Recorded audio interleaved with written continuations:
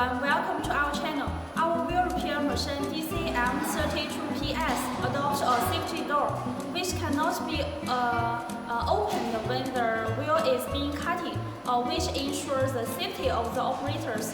Later I will show you.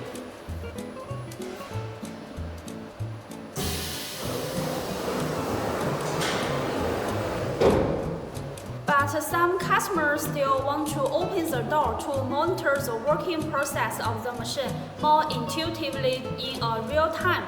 Do you have the same ideas?